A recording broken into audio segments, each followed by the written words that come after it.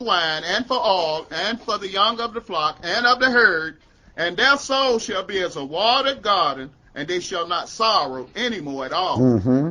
Then shall the virgin rejoice in the dance, both young men and old together, for I will turn their mourning into joy, and I will comfort them, and make them rejoice from their sorrow. Mm-hmm. And I will saturate the soul of the priest with fatness, and my people shall be satisfied with my goodness, says Yahweh. Mm-hmm. Thus says Yahweh, a voice was heard in Ramah, lamentation and bitter weeping. Rachel, weeping for her children, refused to be comforted for her children, because they were not. Mm-hmm. Thus says Yahweh, refrain your voice from weeping, and your eyes from tears, for your work shall be rewarded, says Yahweh, and they shall come again from the land of the enemy. Mm-hmm. And there is hope in your end, says Yahweh, that your children shall come again to their own border. I have surely heard Ephraim bemoaning himself thus, thou hast chastised me, and I was chastised as a bullock unaccustomed to the yoke. Turn thou me, and I shall be turned. Verse 29. In those days they shall say no more, the fathers have eaten a sour grape, and the children's teeth are set on edge. But everyone shall die for his own iniquity. Every man that eateth the sour grape, his teeth shall be set on edge. Behold, the days come, says Yahweh, that I will make a new covenant with the house of Israel and with the house of Yehudah, not according to the covenant that I made with their fathers in the day that I took them by the hand to bring them out of the land of Egypt, which my covenant they broke, although I was a husband unto them, says Yahweh. But this shall be the covenant that I will make with the house of Israel. After those days, says Yahweh, I will put my law in their inward parts, and write it in their hearts, and will be their Elohim, and they shall be my people. And they shall teach no more every man his neighbor, and every man his brother, saying, Know Yahweh.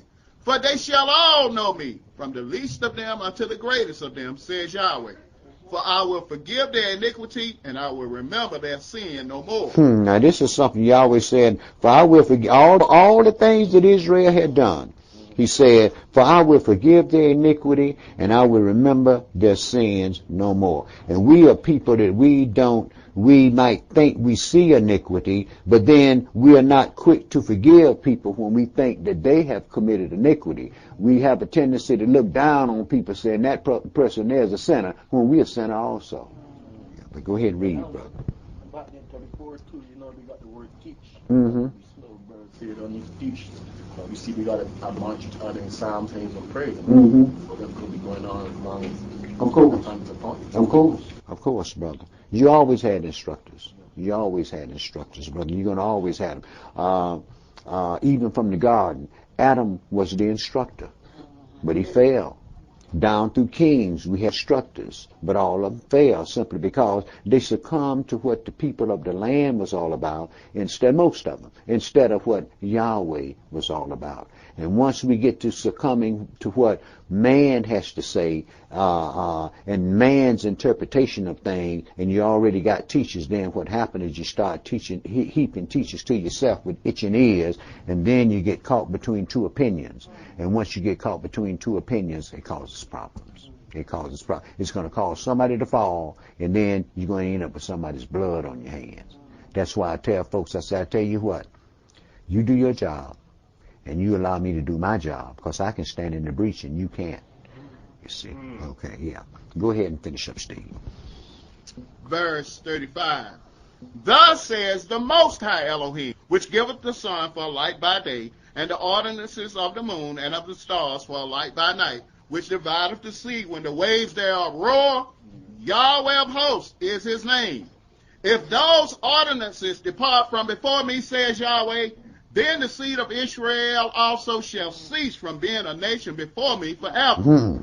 Thus says Yahweh, if heaven above can be measured, and the foundations of the earth searched out beneath, I will also cast off all the seed of Israel for all that they have done, says Yahweh. Okay, my brother. So we see, even though Yahweh had put his people into captivity, he told them that there is hope in your end. So what you do is you do what I tell you to do, and I'm going to bring you back to this land here simply because the holy seed had to be produced and the new, so that the new covenant could be sealed in his blood. Now let's go to Daniel chapter 1, and we're going to spend most of our time today in the book of Daniel.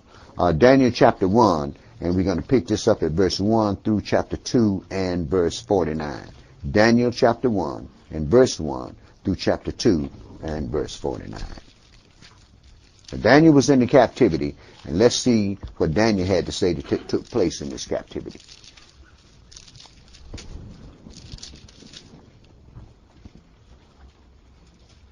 Verse 1. In the 3rd year of the reign of Jehoiakim, king of Yehuda, came Nebuchadnezzar, king of Babylon, unto Jerusalem, and besieged it. And the Adonai gave Jehoiakim, king of Yehuda, into his hand, with part of the vessels of the house of Elohim, which he carried into the land of Shinar, to the house of his Elohim. And he brought the vessels into the treasure house of his Elohim. And the king spoke unto Ashpenaz, the master of his eunuchs, that he should bring certain of the children of Israel, and of the king's seed, and of the princes. Now see who he told him? Bring certain children of Israel, and of the king's seed, and of the princes, right? Not all the children of Israel, but certain children of Israel, the ones that he could use in his kingdom. But go ahead and read, brother. Verse 4. Children in whom was no blemish, but well favored and skillful in all wisdom, cunning and knowledge, and understanding science, and such as had ability in them to stand in the king's palace, and whom they might teach the learning and the tongue of the Chaldeans. And the king appointed them a daily provision of the king's meat, and of the wine which he drank, so nourishing them 3 years, that at the end thereof they might stand before the king. Now among these were of the children of Yehuda, Daniel, Hananiah, Mishael, and Azariel, unto whom the prince of the eunuchs gave names, for he gave unto Daniel the name of Belteshazzar, and to Hananiah of Shadrach, and to Mishael of Meshach, and to Azariel of Abednego. Right. We used to have a Negro spiritual we sang about Shadrach, Meshach, Abednego. Right? Go ahead, brother. Verse 8. But Daniel purposed in his heart that he would not defile himself with the portion of the king's meat, nor with the wine he drank. Therefore he requested of the prince of the eunuchs that he might not defile himself. Now Elohim had brought Daniel into favor and him to love with the prince of the eunuchs. Now he did the same thing to our brother Yosef, didn't he? Okay, go ahead. See, Yahweh never leaves his people alone. What he does is he always sends his people the things that they need, but you have to understand one thing, people are people. And they're going to make choices. Just like the Messiah told the people in the New Testament, his scribes and Pharisees sit in Moses' seat. Whatever they tell you to do, that's what you do. Just don't follow their ways, because they tell you to do it, but they ain't going to do nothing. You see. So Yahweh has always had his people in place to do what needs to be done, but the people always had something in their craw that they didn't like. And that's what always caused Jacob's problem. Go ahead and read, brother. Verse 10. And the prince of the eunuchs said unto Daniel, I fear my lord the king, who have appointed your meat and your drink. For why should he see your face worse likened than the children which are of your sort? Then shall you make me endanger my head to the king. Then said Daniel to Melzar, whom the prince of the eunuchs had set over Daniel, Hananiah, Mishael, and Azariel, prove your servants, I beg you, 10 days, and let them give us vegetables to eat and water to drink. Then let our countenances be looked upon before you, and the countenance of the children eat of the portion of the king's meat, and as you see, deal with your servants. So he consented to them in this matter, and proved them 10 days. And at the end of 10 days, their countenances appeared fairer and fatter in flesh than all the children which did eat the portion of the king's meat. Thus Melzar took away the portion of their meat and the wine that they should drink, and gave them vegetables. As for these 4 children, Elohim gave them knowledge and skill in all learning and wisdom, and Daniel had understanding in all visions and dreams. Mm-hmm. Now at the end of the days that the king had said he should bring them in, then the prince of the eunuchs brought them in before Nebuchadnezzar. And the king communed with them, and among them all was found none like Daniel, Hananiah, Mishael, and Azariah. Therefore stood they before the king. Now that didn't mean he didn't put other people as his blacksmith and his builders and so forth. These are the brothers that just stood before the king in the king's palace, right? And we know that other folks that was among the children of Israel had problems with these brothers because they was out there doing the laborious work, and these brothers here was hanging around the king's palace, and you know they had something against them for it, don't you? Well, go ahead and read, brother. Daniel chapter 1, verse 20. And in all matters of wisdom and understanding that the king inquired of them, he found them 10 times better than all the magicians and astrologers that were in all his realm.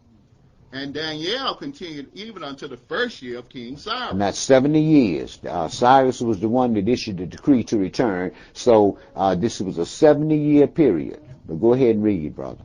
Daniel chapter 2, verse 1.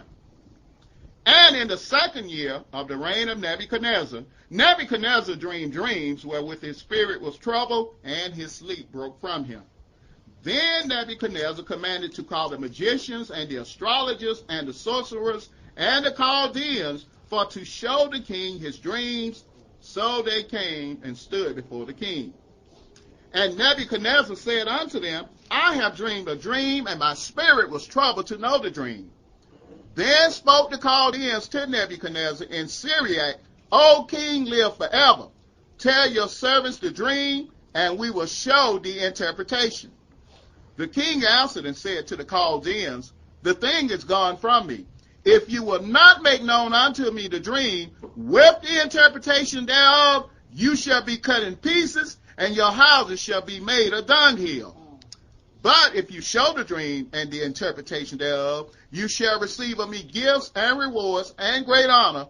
Therefore show me the dream and the interpretation thereof. They answered again and said, let the king tell his servants the dream, and we will show the interpretation of it. The king answered and said, I know of certainty that you would gain the time, because you see the thing is gone from me. But if you will not make known unto me the dream, there is but one decree for you. For you have prepared lying and corrupt words to speak before me till the time be changed. Therefore tell me the dream, and I shall know that you can show me the interpretation thereof. The Chaldeans answered before the king and said, there is not a man upon the earth that can show the king's matter. Therefore there is no king, lord, nor ruler that acts such thing at any time, at any magician, or astrologer, or Chaldean. And it is a rare thing that the king requires, and there is none other that can show it before the king, except the gods, whose dwelling is not with flesh. For this cause the king was angry and very furious, and commanded to destroy all the wise men of Babylon. And the decree went forth that the wise men should be slain, and they sought Daniel and his fellows to be slain. Then Daniel answered with counsel and wisdom to Arioch, the captain of the king's guard, which was gone forth to slay the wise men of Babylon. He answered and said to Arioch, the king's captain, why is the decree so hasty from the king? Then Arioch made the thing known to Daniel. Then Daniel went in and desired of the king that he would give him time, and that he would show the king the interpretation. You see how much faith that brother had? That brother didn't have no idea of what the dream was of anything, but he went in before the king to keep the rest of the brothers from being killed. He went in before the king and said, give me a little time. Just give me a little time, and I'll show you the interpretation. This is the faith that Daniel had in his God, that his God would reveal those things to him so that the children of Israel wouldn't be slaughtered off. But go ahead and read, brother.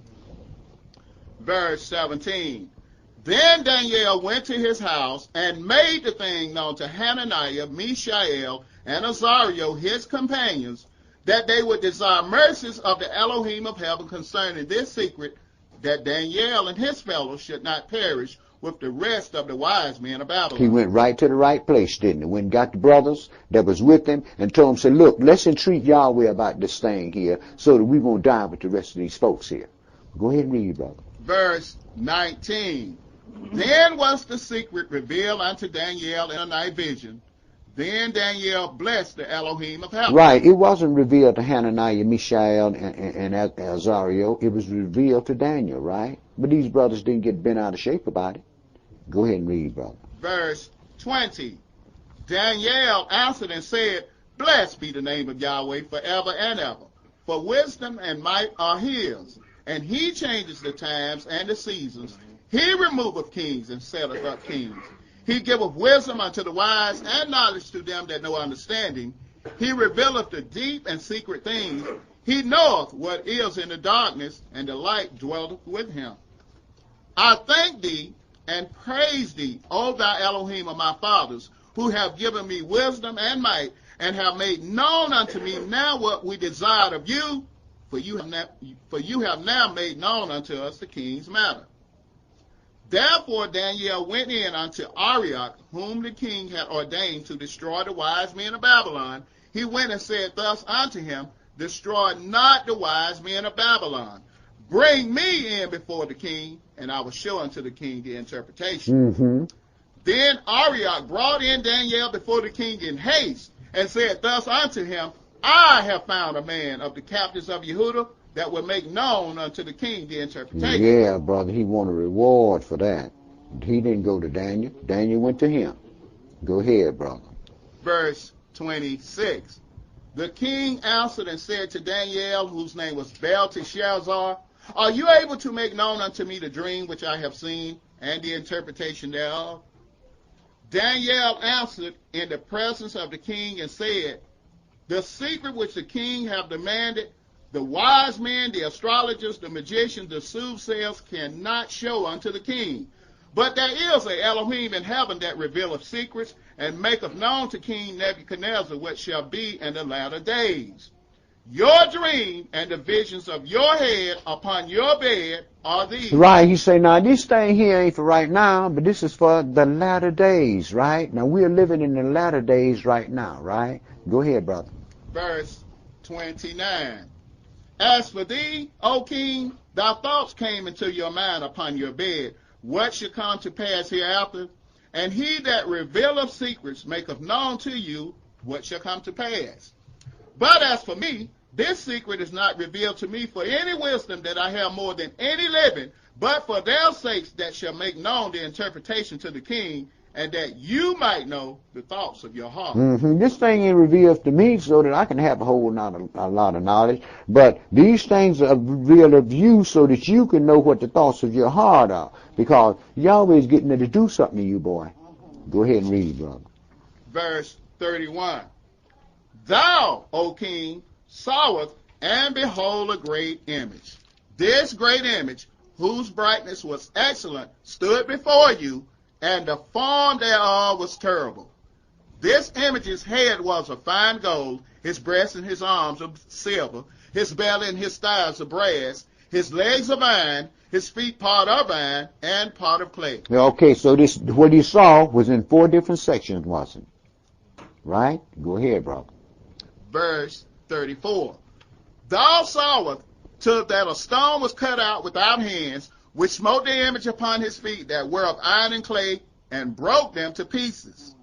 Then was the iron, the clay, the brass, the silver, and the gold broken to pieces together, and became like the chaff of the summer threshing floors. And the wind carried them away, that no place was found for them.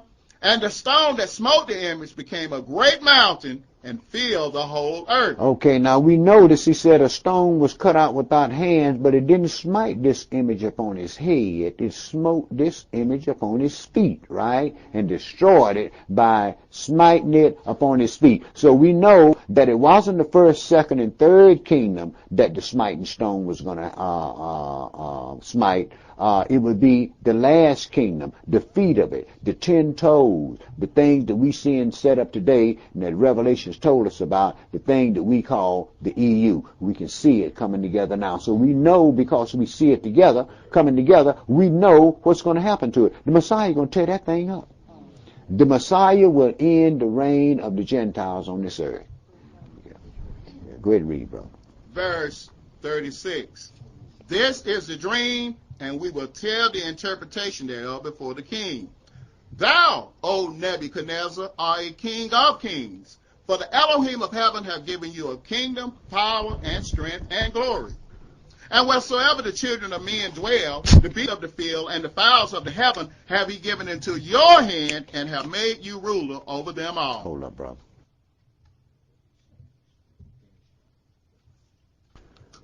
Yeah, okay. Okay. Verse 37. Thou, O Nebuchadnezzar, art a king of kings, for the Elohim of heaven have given you a kingdom, power, and strength, and glory. And wheresoever the children of men dwell, the beasts of the field and the fowls of the heaven have he given into your hand, and have made you ruler over them all.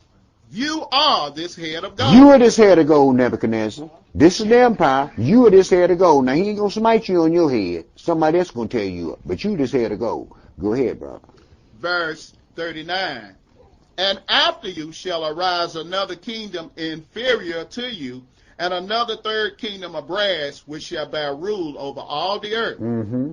And the fourth kingdom shall be strong as iron, for as much as iron breaketh in pieces and subdueth all things, and as iron that breaketh all these, shall it break in pieces and bruise. Now, we know that the Roman Empire fell in 476. It broke in pieces and it is bruised, right? And they divided among everybody but us.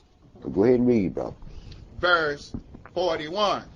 And whereas thou sawest the feet and toes, part of potter's clay and part of iron, the kingdom shall be divided. But there shall be in it of the strength of the iron, for as much as you saw the iron mixed with miry clay. Mm-hmm. And as the toes of the feet were part of iron and part of clay, so the kingdom shall be partly strong and partly broken. Mm-hmm.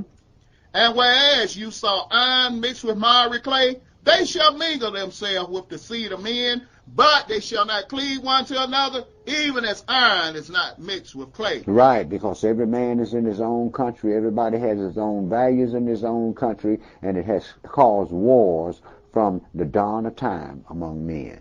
But go ahead and read So, it. Elder, this is part of what's going on in part of Europe, right? Mm-hmm. Ethnic cleansing? Correct. Okay. Correct. We saw that up in Kosovo, didn't we? Uh-huh. Okay. Also, didn't Alexander already read some of the Josephus?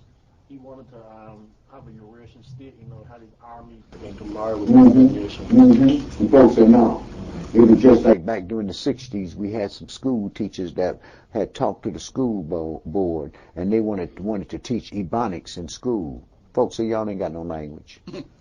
Never did that.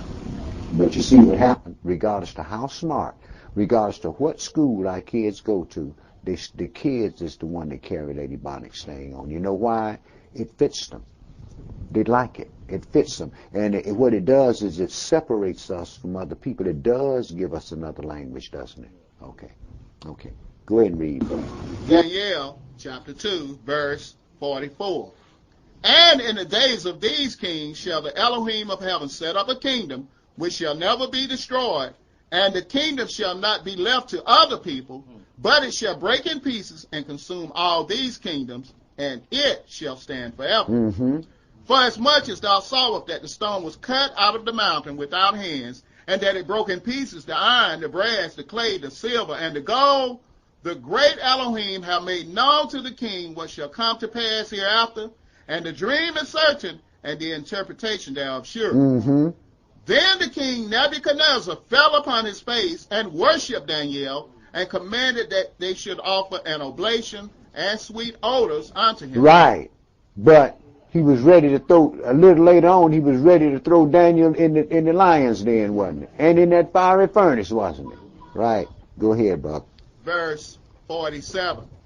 The king answered unto Daniel and said, of a truth it is that your Elohim is an Elohim of Elohims, and an Adonai of kings, and a revealer of secrets, seeing you could reveal the secret. Then Nebuchadnezzar made Daniel a great man, and gave him many great gifts, and made him ruler over the whole province of Babylon, and chief of the governors over all the wise men of Babylon. Then Daniel requested of the king, and he set Shadrach, Meshach, and Abednego over the affairs of the province of Babylon, but Daniel sat in the gate of the king. Okay, my brother. As we see, the Elohim of Israel had cast the house of Samaria out of his sight. Yet, to continue to keep the covenant to our fathers pertaining to the holy seed and his purpose and far-reaching exploits, the Elohim visited the house of Yehuda, his present plant, of the king's seed, and of the princes of Benjamin and Levi, and to the remainder of these tribes, Elohim added Yirmiyahu, Ezekiel, Ezra, Zerubbabel, and Yeshua, the high priest of the restoration. These are the servants who were raised up to be the voices of that captivity, even to the first resurrection. Purpose, I say. Every soul that is called to service has a purpose. Now let's go into chapter 3, my brother, and I want you to read verse 1 through verse 30. Well, Elder, what you see then at Daniel, he was more like a house servant working the king's palace, and how you have the slavery that people fight the ball instead of you working in this house and one feed. There's nothing you can do with that because you're captive. Right. It was the king that made Daniel second ruler in the province. It was the king that did it. It made Daniel his prime minister. Why? Because Yahweh had brought Daniel into favor with the king, not Daniel. It was Yahweh that had did that, you see. And this is what I tell people. When Yahweh is doing something, pay attention to what he's doing and keep your mouth shut. You might see something. Yeah, because it's Yahweh that guides things. It's Yahweh that does what he wants to do in this earth. We're just pawns, like Isaiah called us, worms. We just little worms that's around here just wiggling around, bumping all up into each other, not understanding that we all worms. Go ahead and read, brother. Daniel chapter 3, verses 1 through 30. Nebuchadnezzar the king made an image of gold, whose height was 60 cubits, and the breadth thereof 6 cubits. He set it up in the plain of Dura, in the province of Babylon. Now remember what he just told Daniel now. Your God is God of gods, right? But this is why I tell folks, you can't serve Yahweh unless he wants you to. You see what Nebuchadnezzar made in an image, didn't he? Go ahead, brother. Right. Go ahead, brother. Verse 2. Then Nebuchadnezzar the king sent together the princes, the governors, and the captains, the judges, the treasurers, the counselors, the sheriffs, and all the rulers of the provinces to come to the dedication of the image which Nebuchadnezzar the king had set up. Mm-hmm. Then the princes, the governors, and captains, the judges, the treasurers, the counselors, the sheriffs, and all the rulers of the provinces were gathered together unto the dedication of the image that Nebuchadnezzar the king had set up, and they stood before the image that Nebuchadnezzar had set up. Then an herald cried aloud, to you it is commanded, O people, nations, and languages, that at what time you hear the sound of the cornet, flute, harp, sackbut, psaltery, dulcimer, and all kind of music, you fall down and worship the golden image that Nebuchadnezzar the king have set up. Mm-hmm. And whoso falleth not down and worshipeth shall the same hour be cast into the midst of a burning fiery furnace. Therefore, at that time, when all the people heard the sound of the cornet, flute, harp, sackbut, psaltery, and all kind of music, all the people, the nations, and the languages fell down and worshipped the golden image that Nebuchadnezzar the king had set up. Wherefore, at that time, certain Chaldeans came near and accused the Jews. they spake and said to King Nebuchadnezzar, O king, live forever. Thou, O king, have made a decree that every man that shall hear the sound of the cornet, flute, harp, sackbut, psaltery, and dulcimer, and all kinds of music shall fall down and worship the golden image. And whoso falleth not down and worshipeth, that he should be cast into the midst of a burning fiery furnace. There are certain Jews whom you have set over the affairs of the province of Babylon, Shadrach, Meshach, and Abednego. These men, O Nebuchadnezzar, have not regarded you. They serve not your Elohims, nor worship the golden image which you have set up. Then Nebuchadnezzar, in his rage and fury, commanded to bring Shadrach, Meshach, and Abednego. Then they brought these men before the king. Nebuchadnezzar spoke and said unto them, Is it true, O Shadrach, Meshach, and Abednego? Do not you serve my Elohims, nor worship the golden image which I have set up? Now if you be ready, that at what time you hear the sound of the cornet, flute, harp, sackbut, psaltery, and dulcimer, and all kind of music, you fall down and worship the image which I have made, well.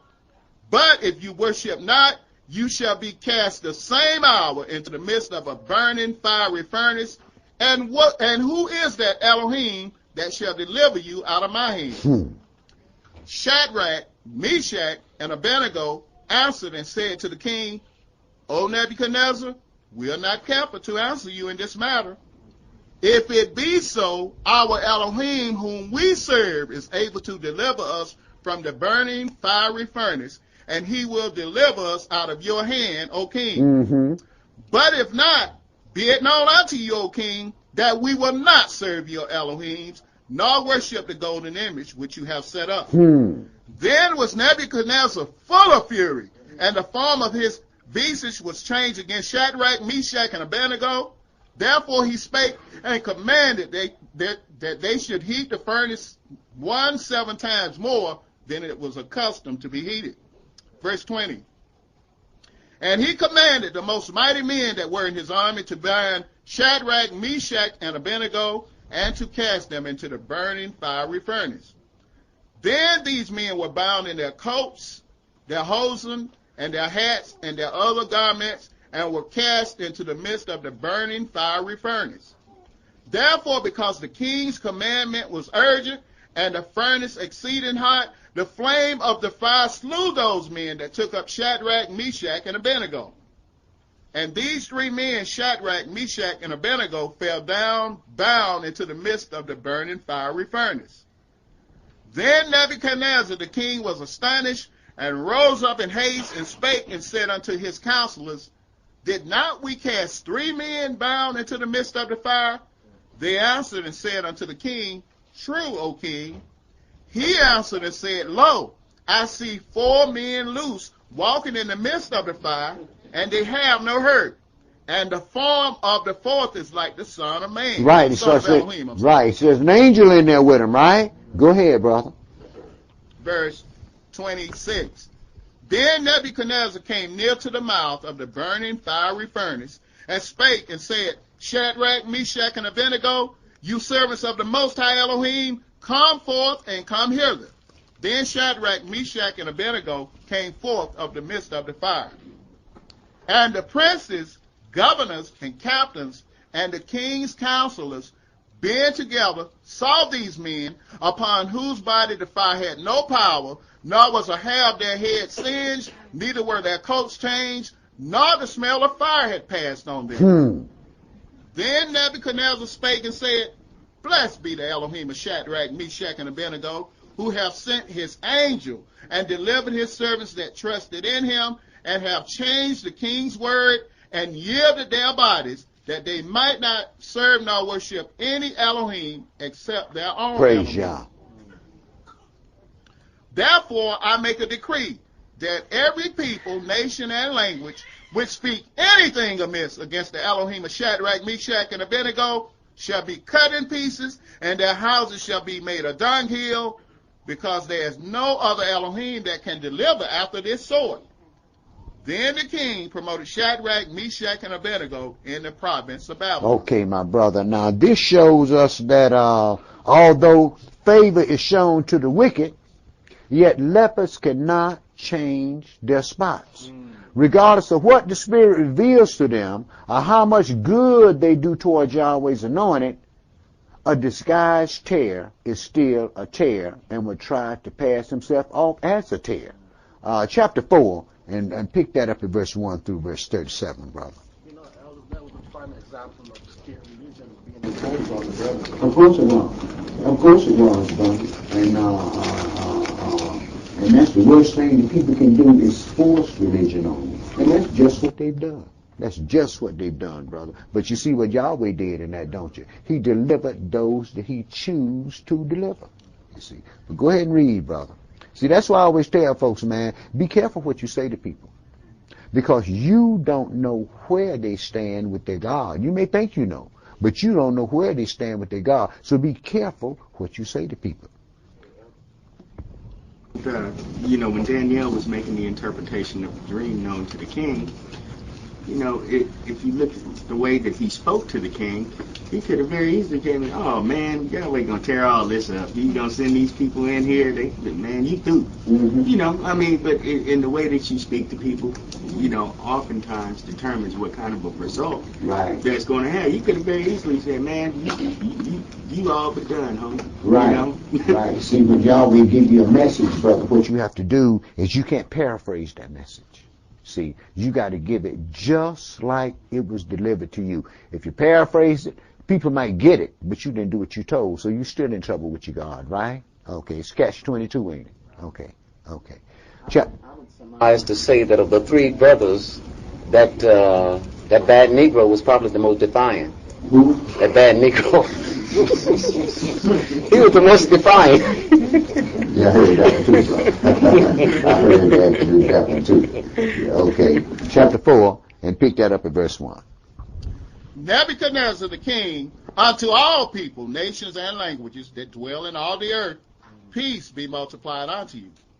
I thought it good to show the signs and wonders that the high Elohim have wrought toward me. How great are his signs, and how mighty are his wonders. His kingdom is an everlasting kingdom, and his dominion is from generation to generation. But he still haven't thrown Daniel in the lion's den yet, has he? Yeah, go ahead and read, brother. See, people like to bite off the hand that feed them. See, when they think they're doing okay, they're quick to bite off the hand that feeds them. Go ahead and read, brother. Verse 4. I, Nebuchadnezzar, was at rest in mine house, and flourishing in my palace. I saw a dream which made me afraid, and the thoughts upon my bed and the visions of my head troubled me. Therefore made I a decree to bring in all the wise men of Babylon before me, that they might make known unto me the interpretation of the dream. Then came the magicians, the astrologers, the Chaldeans, and the soothsayers, and I told them the dream before them, but they did not make known unto me the interpretation thereof. But at the last, Daniel came in before me, whose name was Belteshazzar, according to the name of my Elohim, and in whom is the spirit of the holy Elohims. And before him I told the dream, saying, O Belteshazzar, master of the magicians, because I know that the spirit of the holy Elohims is in you, and no secret troubles you, tell me the vision of my dream that I have seen, and the interpretation thereof. Thus were the visions of mine head in my bed. I saw, and behold, a tree in the midst of the earth, and the height thereof was great. The tree grew and was strong, and the height thereof reached unto heaven, and the sight thereof to the end of all the earth. The leaves thereof were fair, and the fruit thereof much, and in it was meat for all. The beasts of the field had shelter under it, and the fowls of the heaven dwelt in the boughs thereof, and all flesh was fed of it. Mm-hmm. I saw in the visions of my head upon my bed, and behold, a watcher and a holy one came down from heaven.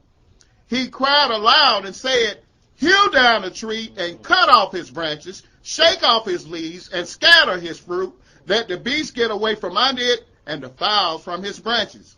Nevertheless, leave the stump of his roots in the earth, even with a band of iron and brass, in the tender grass of the field, and let it be wet with the dew of heaven, and let his portion be with the beasts in the grass of the earth. Let his heart be changed from man's, and let a beast's heart be given unto him, and let 7 times pass over him. Let 7 times pass over him, but 7 times would also pass over his kingdom, right? Okay, times we know is a year, right? Go ahead and read, brother. Back there with the stump, speaking about giving her the second time, because you root it up, the stump, it can grow again. Mm-hmm. Yes, if you leave it if you root it up, if you root the stump up, it won't grow. But if you leave it in the earth and you keep it watered and fertilize and nurture it, it will grow again. It'll start to sprout different. It may not go back to what it was before, but it'll sprout out different leaves on it. Okay. Go ahead. Verse 17. This matter is by the decree of the watchers, and the demand by the words of the holy ones, to the intent that the living may know that the Most High ruleth in the kingdom of men, and giveth it to whomsoever he will, and setteth up over it the basis of men. This dream I, King Nebuchadnezzar, have seen. Now thou, O Belteshazzar, declare the interpretation thereof, for as much as all the wise men of my kingdom are not able to make known unto me the interpretation. But you are able, for the spirit of the holy Elohims is in you. Then Daniel, whose name was Belteshazzar, was astonished for 1 hour, and his thoughts troubled him. The king spake and said, Belteshazzar, let not the dream or the interpretation thereof trouble you. Belteshazzar answered and said, My lord, the dream be to them that hate you, and the interpretation thereof to your enemies. This dream is not about you. This dream be to them that hate you, and the interpretation thereof to your enemies, the empires that would come upon the Babylonian Empire. Those were his enemies. Go ahead and read, brother. Verse 20. The tree that thou sawest, which grew and was strong, whose height reached unto the heaven, and the sight thereof to all the earth, whose leaves were fair, and the fruit thereof much, and in it was meat for all, under which the beasts of the field dwelt, and upon whose branches the fowl of the heavens had their habitation. It is you, O king, that are grown and become strong. For your greatness is grown and reaches unto the heaven, and your dominion to the end of the earth. And whereas the king saw a watcher and a holy one coming down from heaven, and saying, Hew the tree down and destroy it, yet leave the stump of the roots thereof in the earth, even with a band of iron and brass in the tender grass of the field, and let it be wet with the dew of heaven, and let his portion be with the beast of the field, till 7 times pass over him. This is the interpretation, O king, and this is the decree of the Most High, which is come upon my lord the king, that they shall drive you from men, and your dwelling shall be with the beast of the field, and they shall make you to eat grass as oxen, and they shall wet you with the dew of heaven, and 7 times shall pass over you, till you know that the Most High ruleth in the kingdom of men, and giveth it to whomsoever he will. So he told him that 7 times would pass over Nebuchadnezzar, which 7 years did pass over Nebuchadnezzar. But seeing that this was due to his enemies, we see that Nebuchadnezzar's real enemies would be those who hated him, who were the Russians or the Persians or the Medo-Persian Empire. Now he told him 7 times was going to pass over this empire, right? So if you write down 365 and multiply it by 7, what you come up with? 25. You got 2,555, right? Mm-hmm. You can do it with 360 because it's the original day, that's the original days in the calendar. But what you have to do is you have to go back and figure out when they changed the calendar to 365 days. Then you have to add up all of those years, and the best way would be to do it would just put on the 2520, right? Now we know that the Medo-Persian Empire came in on the Babylonian Empire in 539 BC, right? Okay. Time came down from 539 BC to 0. Now it's up to 2004, right? Now if you add 539 to that 2004, and you come up with 2,543 years, right? Plus you add the 3.5 years of tribulation, and the 3.5 years of great tribulation, and you come up with 2,550 years, right? Plus you have to add the 365 days, which is 1 year, that the Caesars added to the first Georgian calendar, and the 4 years that they added to the beginning of the book of Genesis. It started in 4004, and they added 4 years in the beginning, right? And you should come up with 2,520 years. 2,555 years, rather.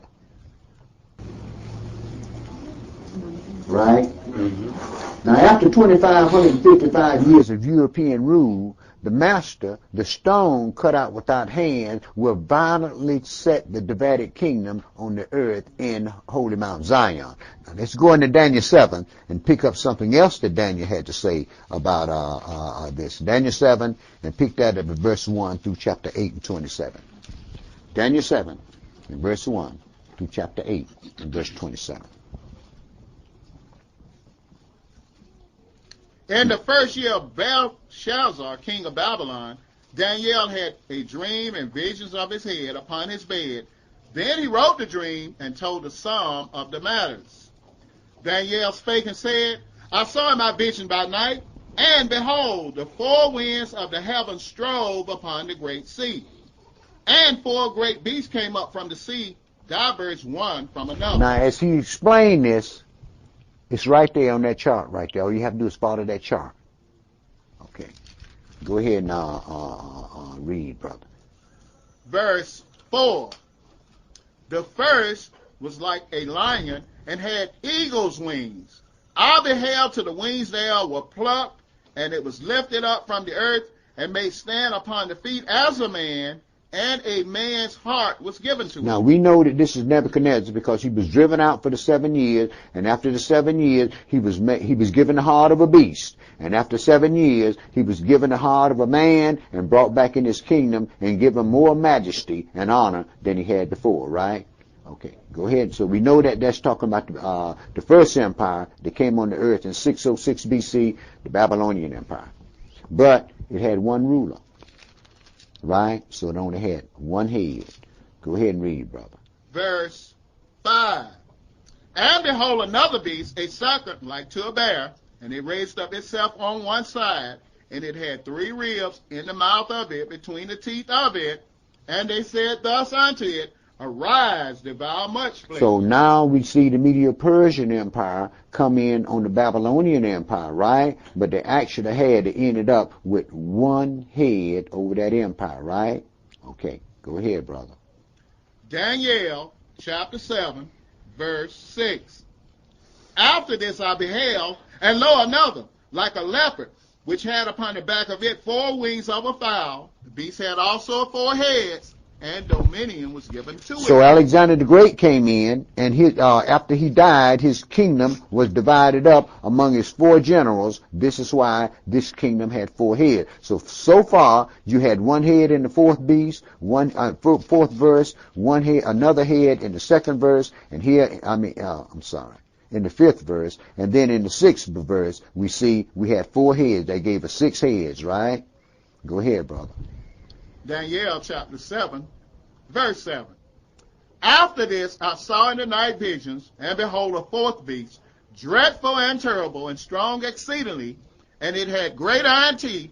It devoured, broke in pieces, and stamped the residue with the feet of it, and it was diverse from all the beasts that were before it, and it had 10 horns. It had 10 horns. It had 10 horns, but it only had 1 head. The Caesars were the head. So we know that this, what it's talking about now, is the Holy Roman Empire that would come up on the earth. So far, you got 7 heads, right? And 10 horns, right? When you get in Revelations 12 and read about the things that covered Satan, it was 7 heads and 10 horns and 10 crowns. Okay. So we know that these empires were the empires that was brought up on the earth by the adversary, the devil, for one purpose and one purpose alone, to chasten Israel, God's chosen people. But go ahead and read, brother. Hills that the voice of the final, right? That has to do right now is dealing with political Babylon. It hasn't dealt with ecclesiastical Babylon. When we get in Revelation, that deal, the seven heads that deal with ecclesiastical Babylon. It gives us a geographical location, and we know that once we got kicked out of the land, we know what happened before Rome fell. Then neither one of the seven churches that Paul set up exist. They had all succumbed to the Holy Roman Empire, right? Okay. Go ahead, Steve. Verse 8. I considered the horns, and behold, there came up among them another little horn, before whom there was three of the first horns plucked up by the roots. And behold, in this horn were eyes like the eyes of man, and a mouth speaking great things. Now we see this other little horn, this other ecclesiastical horn that comes up. And when you read history, you find out that once Rome fell, Justinian, allied with Pope St. Leo, and the Hurleys, the Vandals, and that's on that chart there. The Hurleys, the Vandals, and the Ostrogoths began to sack the Holy Roman Empire, and horn number 4, Justinian, allied with Pope St. Leo, and they plucked those three horns up by the roots. Okay. Go ahead, brother. Verse 9. I beheld till the thrones were cast down, and the Ancient of Days did sit, whose garment was white as snow, and the hair of his head like the pure wool. His throne was like the fiery flame, and his wheels as burning fire. Mm-hmm. A fiery stream issued and came forth from before him. Thousands ministered unto him, and 10,000 times 10,000 stood before him. The judgment was set, and the books were opened. Mm-hmm. I beheld then because of the voice of the great words which the horn spake. I beheld even till the beast was slain and his body destroyed and given to the burning flame. As concerning the rest of the beasts, they had their dominion taken away, yet their lives were prolonged for a season and time. Mm-hmm. I saw in the night visions, and behold, one like the Son of Man came with the clouds of heaven, and came to the Ancient of Days, and they brought him near before him. And there was given him dominion and glory and a kingdom, that all people, nations, and languages should serve him. His dominion is an everlasting dominion which shall not pass away, and his kingdom that which shall not be destroyed. So Yahweh showed Daniel not only the 4 kingdoms that was going to be set up on the earth, but he also showed him the last kingdom that the Most High is going to set on the earth to govern the earth with the son that was promised Dawid. But go ahead. If that is so, and we have seen that the previous prophecy has been fulfilled, only a fool would not come to the conclusion that the prophecy is going to be fulfilled in the future. Brother, let me tell you something. How can they learn except they have a teacher? Okay, that's why people don't see it. They do not have a teacher to see it. And then, too, you have to look at that another way. You can sit up and reveal these secrets to people, brother, and you know what happened? You become the enemy because you know more than they do. See, the Messiah said, watch. And you try to teach people how to prepare their souls and how to watch, but because you are a sinful man just like everybody else, folks find fault with you just like they find fault with the Messiah, and they find fault with Yahweh's ordination of things. See, that's why you have a whole lot of junk going in the church about different things, brother, because folks do not fear the true and living God, and folks have no respect for those that he sends. They don't know what Yahweh has done for them. See, people don't care. Jake don't care. Jake won't hear any way he can get it, and he want to do anything he want to do with it. And sometimes, brother, when you get something, it's best that you don't use it all on yourself. It's best that you turn around and say, well, that brother over there needs this, that sister over there needs that family over there needs this, and you end up with nothing. But they got what they needed, didn't you? Well, then you got what you need then. If you gave it all away, it's because you didn't need it, wasn't it? And you think Yahweh isn't going to turn you a blessing for that? But see, people won't see that. You know what they say? Your best friend say, man, that nigga was a fool, man. Don't they? Right. You know why? You open your hand wide to your brother. And you're going to find out, brother, in a lot of cases, when you open your hand wide to your brother, he's going to bite it. You're going to help him up, help him stand up on his own 2 feet. And when you look around, he's around someplace stabbing you in the back. Right. But see, they think they're doing you some harm. It's not you that they're dealing against. It's their creator. But because they can't see their creator, they go on in their unrighteousness. You know why? The dog has returned to his own vomit, and the sow that was washed to a watering in the mire. It's almost like that they're calling a catch-22. God has not opened up their eyes so that they can see that they are the people of God, but yet still, by you being sent to them and explaining to them, they watch you. Everything that you do, they'll know more about what you do and what you should be doing than what you know. Mm-hmm. And so at the same time that they can watch and see if something happens to you. And like you said, as soon as they get an opportunity, they will stab you right in the back. Of course, my brother. You know why? Everybody who says Lord, Lord is not talking about the same one that you're talking about. Right. The people that say Lord, Lord, brother, you know, you heard me say quite a few times, we got a lot of family in here, but we got some cousins too. And you know what we think about cousins? You can marry cousins, can't you? So we know cousins ain't really family. But we call them cousins, don't they? Don't. They ain't family. You ain't no kin to me. You see, that's what happens, brother. Yeah. Would you say that probably while the Romans tried to place the responsibility on the crucifixion of the Messiah was because they were aware of whom he was and wanted to wash them hands of the wrath of Yah in doing so? Mm-hmm. You know who they blame for that? Us. Mm-hmm. You know why? Yahweh blamed us for it. He told us on the 14th day of the first, on the 10th day of the first month, you should take a lamb and put him up to the 14th day of the first month, and you shall kill him in the evening. Right? So we had to do that. We had to do that. So the Romans weren't, the Romans were never blamed. See, it was Esau, after they took over as Jews, it was Esau that they started calling Christ killers.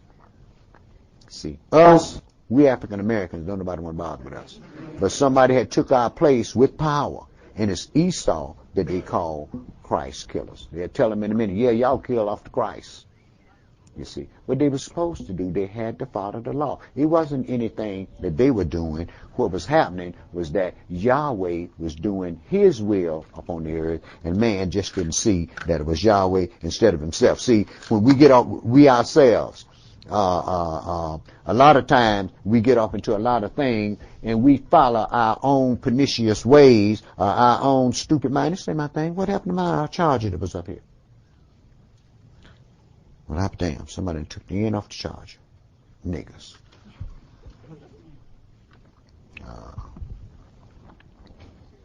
Go on and read, Steve. Daniel,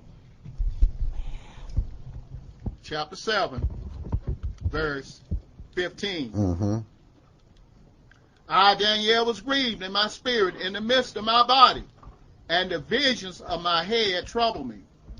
I came near unto one of them that stood by and asked him the truth of all this. So he told me and made me know the interpretation of the thing. Mm-hmm. These great beasts, which are four, are four kings which shall arise out of the earth. Mm-hmm. But the saints of the Most High shall take the kingdom and possess the kingdom forever, even forever and ever. Right. It didn't say nobody going to be switched off to heaven. It said the saints of the Most High is going to take this kingdom. So that means that the saints of the Most High is going to have to go to war against the rulers of this earth then, doesn't it? This is why we need Yahweh's protection, man. We ain't got no army. We don't know how to fight. They bring us a bomb in here and say, assemble this here, we blow up the whole church. And we know it, you see. So we need Yahweh's protection because we are not warriors. We are really a peaceful people when you get right down to it. As a matter of fact, we're the only people on the face of the earth that's been at peace with all the nations of the earth for the past 2,000 years. Yeah, but go ahead and read, Steve. Verse 19. Then I would know the truth of the fourth beast, which was diverse from all the others, exceeding dreadful, whose teeth were of iron, and his nails of brass, which devoured, broke in pieces, and stamped the residue with his feet, and of the 10 horns that were in his head, and of the other which came up, and before whom 3 fell, even of that horn that had eyes and a mouth that spake very great things, whose look was more stout than his fellows. Now this guy here, now he talking he's on a religious kick. Now his religion, his look is more stouter than the other fellows, because he's the one that's propping up the other fellows. Go ahead and read, brother. Daniel chapter 7, verse 21. I beheld, and the same horn made war with the saints, and prevailed against them, until the Ancient of Days came, and judgment was given to the saints of the Most High, and the time came that the saints possessed the kingdom. Amen. Thus he said, the 4th beast shall be the 4th kingdom upon earth, which shall be diverse from all kingdoms, and shall devour the whole earth, and shall tread it down and break it in pieces. Mm-hmm. And the 10 horns out of this kingdom are 10 kings that shall arise. And another shall rise after them, and he shall be diverged from the first, and he shall subdue 3 kings. Mm-hmm. And he shall speak great words against the Most High, and shall wear out the saints of the Most High, and think to change times and laws. And they shall be given into his hand unto 3½ years. Verse 25, and he shall speak great words against the Most High, right?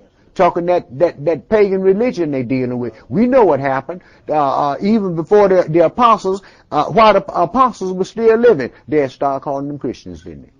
Folks had started doing what? If you get back and read about the problem that the things that the Messiah had against some of those Gentile churches, man, they had what had become idea in one church had become a doctrine in the other one. You see, so they were against what was being taught at that time. Satan didn't stop working just because the Messiah died. He got in high gear. Because now he had to use this book to bring his thing upon the earth. He couldn't use nothing else. I mean, you always have a bunch of people that's going to be pagan, but when you got people that read this book here, the biggest problem you find with folks is this. There's no respect to persons with God, and that you don't have to do nothing he say. See, and it says, he shall wear out the saints of the Most High. It was the Gentiles that put us in, the Christians brought us over in this captivity, and think to change times and laws. They changed the beginning of the year. They changed the Sabbath day from Saturday to Sunday, and gave us all this garbage that we have, right? And they shall be given into his hand for 3½ years during the great tribulation period, right? Okay, go ahead, brother. You know, Elder, when people read the 4th kingdom, they don't feel to understand these people are Europeans are cultural extensions from Rome, you know? Right. That's where we still live in the last league of Rome, you know? Right. See, then you have to understand another thing too, brother. When you read those 4 kingdoms, a lot of people like to say that the Gentiles is all the nations. But when you read those 4 kingdoms, the last 3 kingdoms was run by Gentiles, right? That's why he said, prepare war among the Gentiles. They're the one going to be in power. They're going to be ruling over all the other nations. Okay. Go ahead and finish up, Steve. Daniel chapter 7, verse 26. But the judgment shall sit, and they shall take away his dominion to consume and to destroy it unto the end. Mm-hmm. And the kingdom and dominion and the greatness of the kingdom under the whole heaven shall be given to the people of the saints of the Most High, whose kingdom is an everlasting kingdom, and all dominions shall serve and obey him. Now, these Christians tell you, especially the Jehovah's Witnesses, they're talking about, well, do you believe that this is a literal kingdom? I say, hell, the 4 empires that came up on the earth, weren't they literal kingdom? Aren't we living in a divided Roman Empire now? What you mean? So Yahweh going to come and set up something spooky.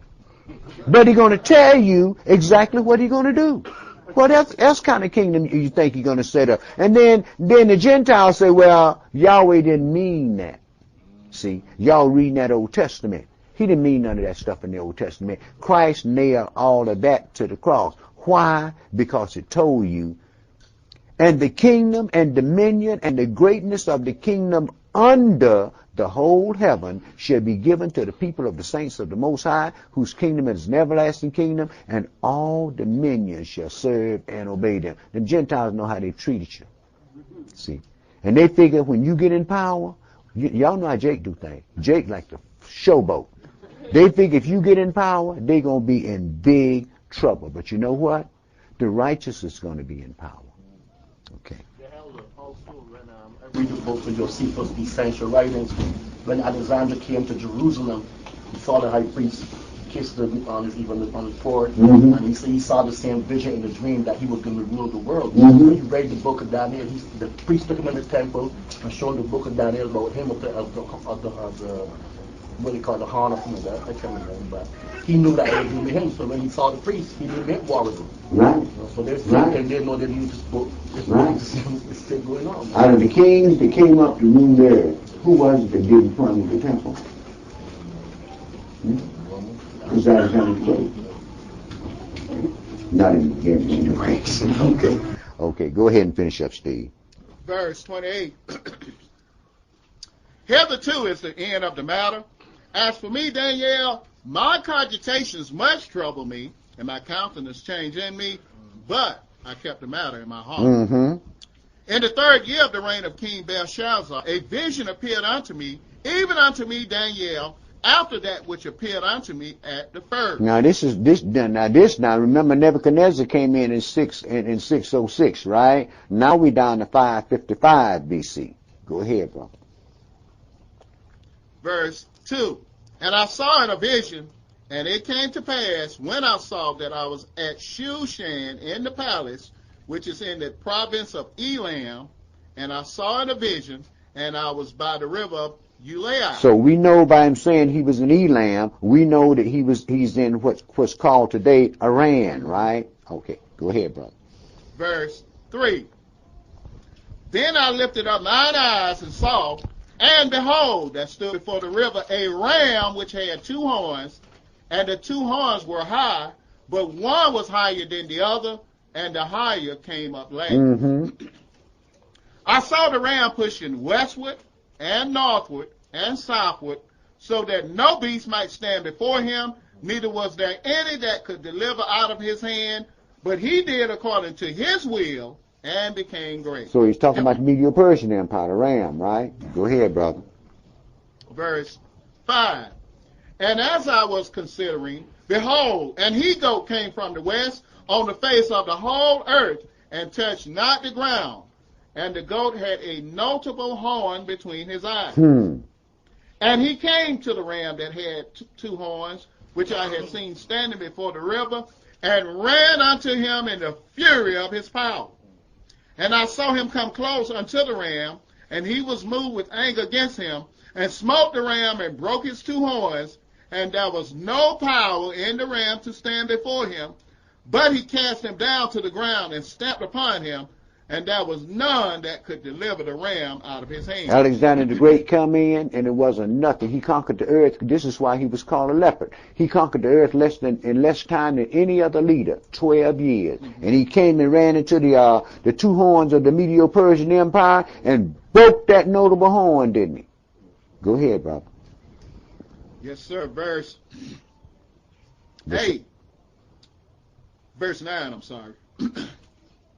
Verse 8. Therefore the he-goat waxed very great, and when he was strong, the great horn was broken, and for it came up 4 notable ones toward the 4 winds of heaven. Okay, so we know that Alexander the Great died of malaria, and once Alexander the Great died, we know that it was 4 emperors that took over the land. The Ptolemies ruled from Egypt, the Seleucids ruled from Syria, Cassander ruled from Russia, and Lucimanus ruled from Macedonia, and out of Lucimanus, this is where the Caesars came. Remus and Romulus was given the credit of building Rome, and we know that the Roman Empire came out of those people. Alexander the Great, those were the 4 heads that were set up on the earth, and the Ptolemies that inherited Egypt. A lot of us think Cleopatra was a black woman, but if you check your history, Cleopatra was not a black woman. She was the son of for me, she was a Greek. Okay. Go ahead now, read, brother. Yes, sir. Verse 9.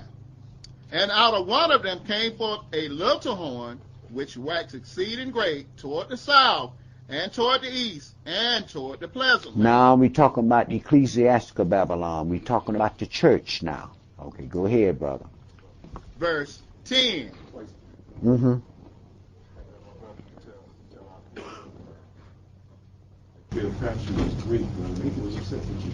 Oh, I know.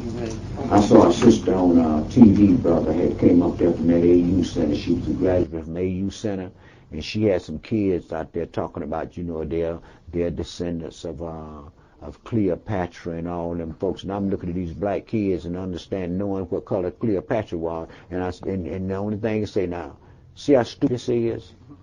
You see how stupid this is? This is why our people are dumb. They don't teach them nothing in school. The people in school run over things, just like when they get Black History Month. Oh, man. They think our history started right here in this country, because that's what they're all about. And I've been to several schools, and some of my kids have asked the people to let me speak at school on Black History Month. Guess what? It ain't happened yet. You know why? Folks watch that TV, bro. Okay. Folks know I'm the enemy, and they know I will come into school and upset them kids in the classroom. They know Kids are probably enjoy it. Parents and the teachers probably. oh, well, you know you're going to get some repercussion coming from the parents, because the kids going to talk to the parents about what was said, some of the things that they can remember that was said in church. And you know, them parents going to go up to the school, or called up to the school, and raise all kind of hell. You know why? They like Santa Claus. Okay, yeah. Go on and read, brother. Yes, sir. Verse 10. And it waxed great even to the host of heaven, and it cast down some of the hosts and of the stars to the ground, and stamped upon them. Yea, he magnified himself even to the prince of the host, and by him the daily sacrifice was taken away, and the place of his sanctuary cast down. And a host was given him against the daily sacrifice by reason of transgression, and it cast down the truth to the ground, and it practiced and prospered. And it is prospering today. They're building these big monstrosities they call churches, brother. They're building them faster than George Bush building prisons. And he building one a week. Y'all can look at that. Bill Clinton built more prisons than any other president. And George Bush is topping him. You know why? They're getting ready to warehouse us, man. If you don't think so, go down to DeKalb County and ask them how many black prisoners they got there. They're getting ready to start. Once they replacing us, once they get to snatching that economic rug off from under us a little shorter, we got to do something, ain't we? Why do you think they fortified themselves all around the expressway, build those containment walls? Why do you think they got cameras running all around the perimeter and everything, and all up and down the streets? You know why? They're going to contain us. They're going to contain us because their desire is not just to destroy a few, but to destroy our whole seed, because the nation's saying that they are Israel. Yeah. And who needs us? We don't do nothing. We don't add nothing to the GNP, right? We ain't got nothing on the stock market, not as people, right? So we become total consumers. So who needs us? Yeah. We've been over here 400 years and ain't doing nothing. Ain't doing nothing. We've been over here 400 years, and here Julio come up here, and you see him up and working everywhere. And Jake standing up across the street looking. Right. Wearing all them big numbers and false names. Them niggas done paid $75 for a damn t-shirt. See? They too cool. And Julio taking over everything, and we do not see. And because of the education our kids is getting in the school system and in church, our people do not see that we are right at the doors, the very doors of the Great Tribulation period. Yeah. Go ahead and read, Steve. That's why I tell folks, man, I ain't got time to mess with what you think. If you don't want to do what we're doing, just get on up out of here. Don't start no trouble, because we got a job to do. These people depending on their salvation, and they know that they're going to have to get that job done. You can worship most as you want to. Satan worship God. Now check that out. So what is worship going to do for you? Yeah. Go on and read, brother. Verse 13. Then I heard one saint speaking, and another saint said unto that certain saint which spake, How long shall the vision concerning the daily sacrifice and the transgression of desolation to give both the sanctuary and the host to be trodden underfoot? And he said unto me, unto 2,300 days. 3.5 years. After 3.5 years, then all this thing gonna be over with. Go ahead, brother. Then shall the sanctuary be cleansed. And it came to pass when I, even I Daniel, had seen the vision and sought for the meaning, then behold, there stood before me as the appearance of a man. And I heard a man's voice between the banks of Ulai, which called and said, Gabriel, make this man to understand the vision. See, you see how Yahweh does things to his servants? You know what he does? He sends angels to him. So you can't make no mistake about what's going on. You know why? Too many souls are at stake. Yeah. Go ahead and read, brother. Verse 17. So he came near where I stood, and when he came, I was afraid and fell upon my face. But he said unto me, Hold up, brother. Anybody got the batteries? Anybody got the AA batteries? Niggas. Yes, brother. Who? It might be in here. Niggas. They know what I do at this tape recorder, and folks come in here and pull in out of it. Know damn well they can't even pick the teeth with it. Then folks be wondering why I be in a huff and puff about stuff sometimes. Yeah. I think I missed about half of what was being said, but I'll get back to this. I'm trying to put together a series that we can download on some CDs and sell the CDs, but look like we're getting kind of hampered in that too. So, like I said, Satan walking around like a roaring lion trying to devour all that he can, and we give him all the opportunities he wants. Yeah, go ahead and read, brother. Appreciate the batteries, brother. Danielle. Yeah. There's some cheap batteries. Maybe some cheap batteries.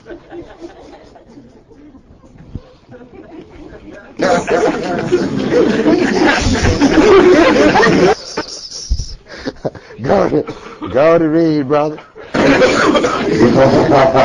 They ain't nothing. There ain't nothing, brother. Give me some cheap batteries. These folks walk around here want to slay me. Go ahead and read, brother. Daniel chapter 8, verse 15.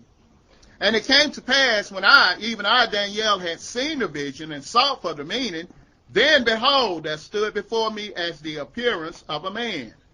And I heard a man's voice between the banks of Ulai, which called and said, Gabriel, make this man to understand the vision. Mm-hmm. So he came near where I stood, and when he came, I was afraid and fell upon my face. Mm-hmm. But he said unto me, Understand, O son of man, for at the time of the end shall be the vision. Right, scared that brother to death. And that's what happens when one of the saints of God come to you. It'll startle you because you don't expect them to be there. But go ahead and read, brother.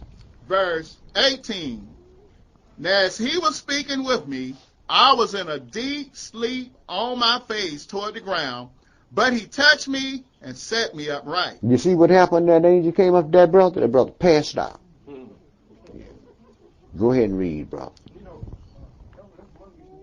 You can tell some of these so-called prophets that have not seen or dealt with men of the spirit or men of God when God has sent them down there, because they would be more humble within their spirit, and the way that they would carry themselves would be a hell of a lot different than what they do. Of course, brother. But see, Jake does not fear man or God. You believe that? You feel white man. Huh? You feel white man. Of course you do. Of course you do, brother. You see that on your job. See, the white folks pay y'all. Y'all go to work and white folks say, in your case, you're a teacher, right? Mm-hmm. White folks tell you, so you teaching in this class, I don't want you to teach this class no more. I want you to go in and teach that class. What you do? I go, I'll run. Appreciate class, right? Folks come over here, and some folks I say, well, I don't want you to do this. I want you to do over that. You know what they do? They go do what they want to do. But they expect to get paid. Right. Right. Go ahead, brother. You know, and also when the disciples asked Yahshua what we can get for doing all this. Mm-hmm. And he told him the judgment and the king of judgment 12:30. Of course. Of course, brother. That's why I tell folks, I used to say all the time, I stopped saying it because somebody went to West Germany with it. But I used to tell folks all the time, I say, I don't know about you, but my salvation already sealed. See, I already talked with who I need to talk to. I don't care what I don't know what you're doing, but I already talked with who I need to talk to. Go ahead and read, brother. Verse 19. And he said, behold, I will make you know what shall be in the last end of the indignation. For at the time appointed, the end shall be. Mm-hmm. The ram which you saw having 2 horns are the kings of Russia and Persia. And the rough goat is the king of Greece, and the great horn that is between his eyes is the first king. Mm-hmm. Now they're being broken, whereas 4 stood up for it. 4 kingdoms shall stand up out of the nation, but not in his power. And in the latter time of their kingdom, when the transgressors are come to the full, a king of fierce countenance and understanding dark sentences shall stand up. Mm-hmm. And his power shall be mighty, but not by his own power. And he shall destroy wonderfully, and shall prosper and practice, and shall destroy the mighty and the holy people. The Roman Catholic Church, the Christian Church. These the one that his power shall be mighty, but not by his own power. He has the power of the adversary, the devil. See. Mm-hmm. Sure. Even the kings of the earth, they got their soothsayers. Okay. Ronald Reagan wouldn't even make a telephone call unless he called that woman his soothsayer. George Bush do the same thing. All the kings of the earth, brother, dabble off into pharmaceuticals, sorceries. All the kings of the earth dabble off into those sorceries and so forth. You know why? They know who it is that they serve, brother. They go to church with them little books in their hand, but look at their deeds and you can very well see. They say, well, we got a separation of church and state. How the hell can you separate the church from the state? That don't make sense. Go on and read, brother.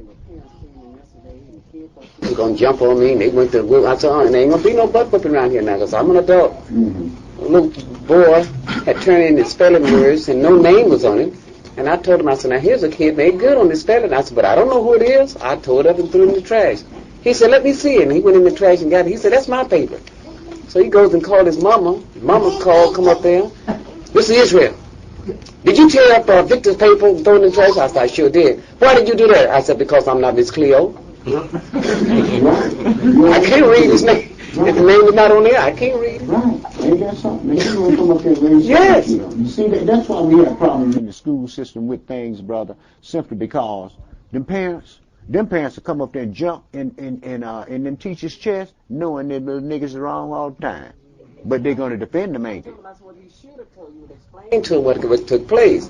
I said there was no name on it. I made the remark about whoever had this had made a good score. I said, but I don't know who to give it to. I tore it up and threw it in the trash. Mm-hmm. I said, that's what he should have told you. But he's going to get the grade once he made known to me it was his paper. Mm-hmm. But like I told her, I'm not Miss Cleo. Can't read folks' minds, and people expect you to bend over backwards, especially a lot of time when it's dealing with their children, and they know all the time. Them children acting the same way at school that they act when you tell them to do something. Right? Okay. They'll never get done. Then they walk around talking about, I love you. No. You love you. Okay. You love you, and you're going to use me because you know I'm your parent. You're going to use me to get anything you want. Well, I'm through. Cut. I had another one who claimed that. And in Hebrew Israelite, we got to talking, but she been going to them Edomites church. I mean, she had studied under them for 8 years. And I promised her, I said, I'm going to do all I can to work with your daughter. But that daughter was determined that she was not going to let me work with her. And then last Wednesday, they took out of my class. She said, Mr. Israel, I know the problem. So you picking on my daughter. You singing her out. I said, ma'am, that's not true. I said, if your daughter would do what I asked her to do, or tell her to do, I said, that would be no problem. No, you singling her out. You singling her. You making her get in trouble. I said, she's doing a good job by that by herself. That's the problem, but folks want to do what they want to do regardless of what you say do. They're going to do what they want to do, and that's where the problem is caused at. And then folks look around and then try to get other folks, walk around politicking trying to get other folks on their side and know they're wrong. I think she's going to try to get me fired. Well, it won't be the first time, brothers, folks been trying to get you fired. Right. It won't be the first time, so you know what that's all about. Go ahead now, please. Because who you serve. Oh, yeah. That's what Aisha tell me. She said, it's because of who we are. Who you are and who you serve, and you know it. They don't like it. Go ahead and finish up, Steve. Daniel chapter 8, verse 25. And through his policy also he shall cause craft to prosper in his hand. Religion is a craft. Go ahead, brother. And he shall magnify himself in his heart. Right, I am Pope, Papa. Right, I'm ruler of all the churches. Go ahead, brother. And by peace shall destroy many. He shall also stand up against the prince or princes, but he shall be broken without hand. Right, and you see what the nations are doing, man. They're running all over town. We got to put peace in these folks' land. We got to put peace in these folks' land. How the hell can the nations have peace and Israel over here getting ready to be destroyed? Go on and read, brother. Verse 26. And the vision of the evening and the morning which was told is true. Wherefore shut you up the vision, for it shall be for many days. And I, Daniel, fainted and was sick certain days. Afterward I rose up and did the king's business, and I was astonished at the vision, but none understood. Amen. Now, the image, the tree, and the dream of the beast, these are the four final empires that the Europeans or Gentiles of Japhet of Genesis 10 would govern on the earth. Daniel 7 tells us of the last four empires and that the people whom they destroyed will take the fourth kingdom from them. Revelation 13 tells us that they are reviving the so-called Holy Roman Empire. And Revelations 18 and 20 tells us that the Lion of Yehuda, the root and offspring of David, Yeshua, will return and overthrow this final kingdom that Lucifer was allowed to bring upon the earth. Daniel didn't understand these prophecies because the visions were sealed up until the time of the end. But since the late 60s, these prophecies has been opened. Many priests have been sent to the house of Israel, and those called and chosen hear what the Spirit says in Holy Convention. You know them by their fruits. Now, let's go into chapter 9 and read verse 1 through verse 27, my brother.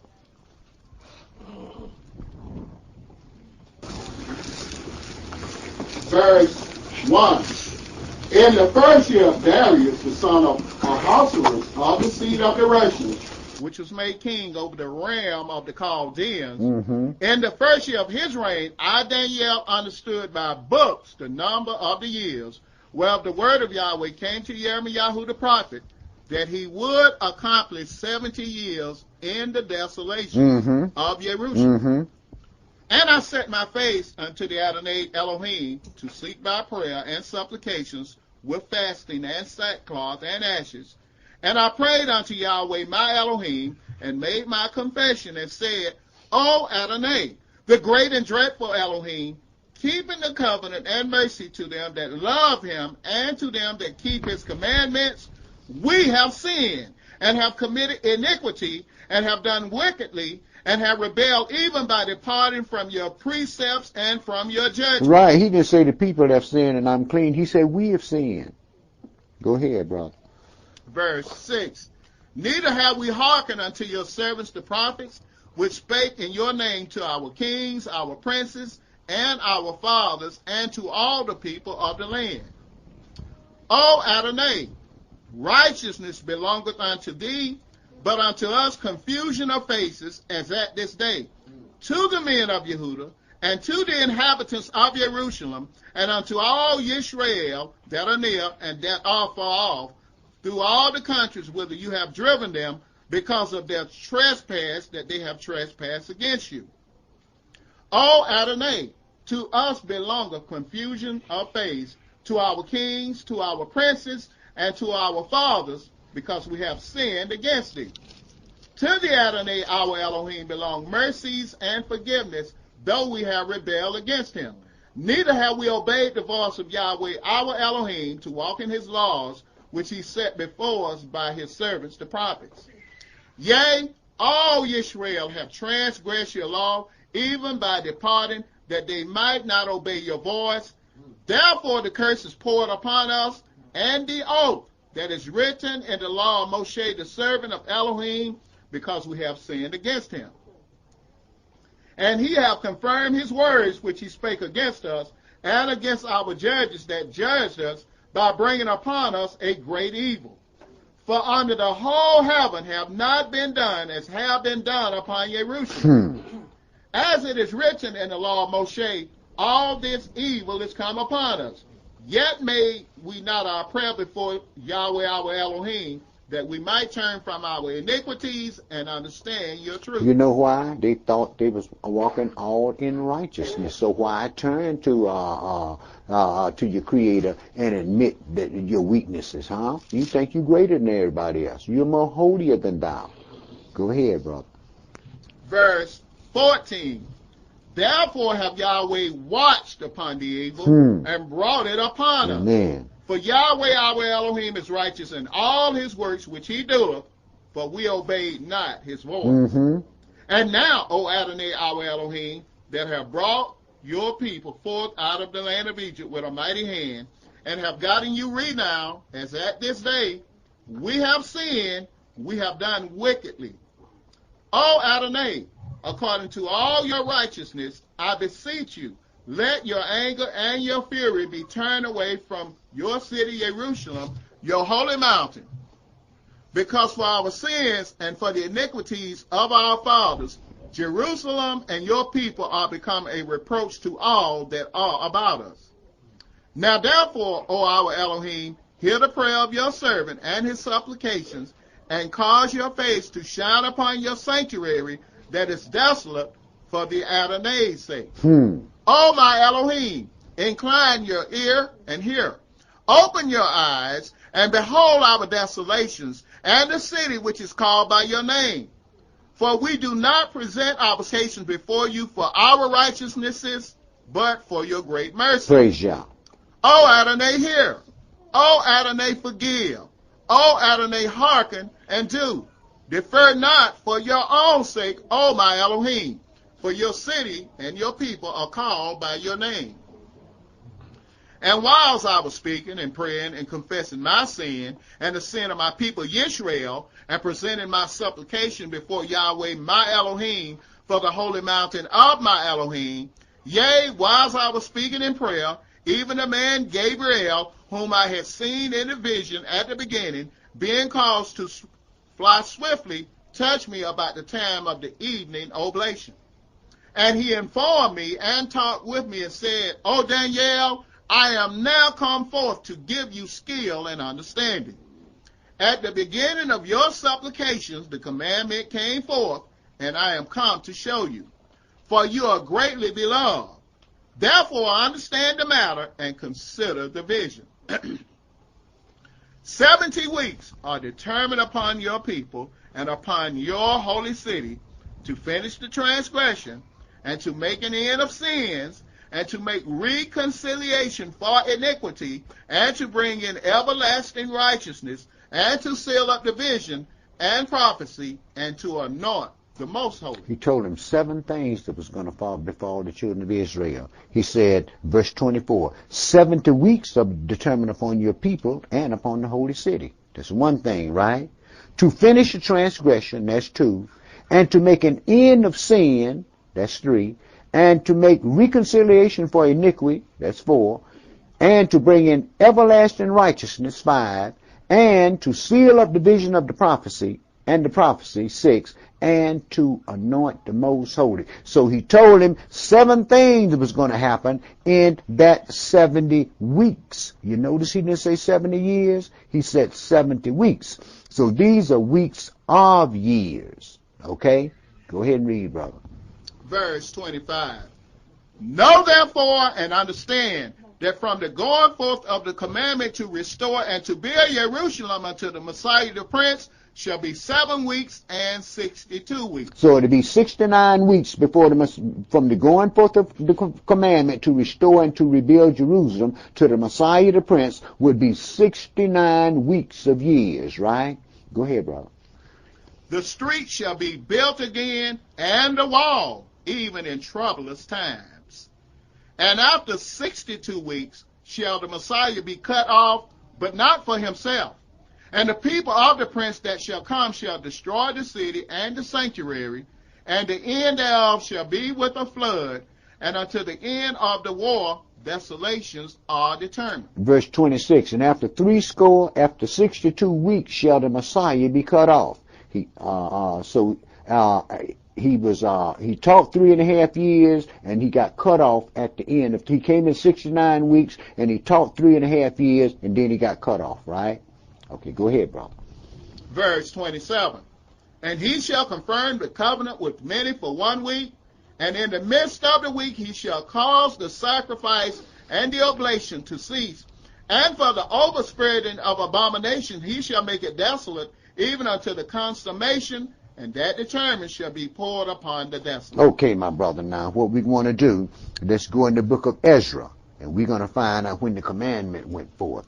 Ezra chapter 7 and verse 1 through verse 28. Ezra was one of the brothers in the captivity. Ezra, Nehemiah, those brothers was together, but Esther and Mordecai, now they were someplace else. And it don't give too much detail of what was happening. It gives a few things that was happening, but Daniel gave you the whole picture of what was going to take place, not just then, but even up to the coming of the Messiah. Okay, Ezra chapter 7, and pick that up, my brother, at verse 1. Yes. Now, if y'all got a good book, verse 1 got a book date by it, right? It's got 457 BC. The reason why they put this book date there is because this is the date that's actually on the decree that was signed. It was in 457 BC. Go ahead, brother. Verse 1. Now after these things, in the reign of Artaxerxes, king of Persia, Ezra, the son of Seraiah, the son of Azariah, the son of Hilkiah, the son of Shallum, the son of Zodok, the son of Ahitub, the son of Amariah. Verse 6, brother. Okay.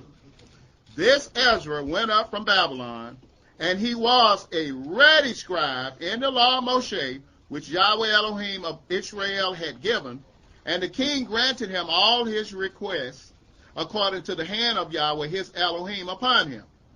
And there went up some of the children of Israel, and of the priests, and the Levites, and the singers, and the porters, and the Nethinims unto Jerusalem in the 7th year of Artaxerxes the king. Mm-hmm. And he came to Jerusalem in the 5th month, which was in the 7th year of the king.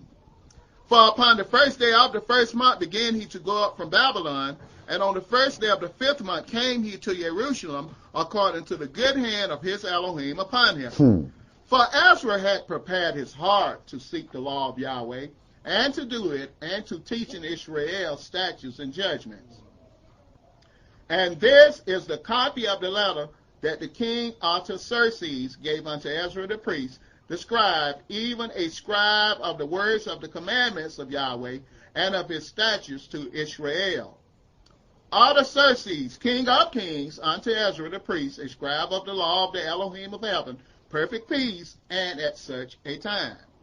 I make a decree that all they of the people of Israel, and of his priests and Levites in my realm, which are minded of their own free will to go up to Jerusalem, go with you. Mm-hmm. For as much as you are sent of the king and of his 7 counselors to inquire concerning Yehuda and Jerusalem, according to the law of your Elohim, which is in your hand, and to carry the silver and gold, which the king and his counselors have freely offered unto the Elohim of Yisrael, whose habitation is in Jerusalem. Mm-hmm.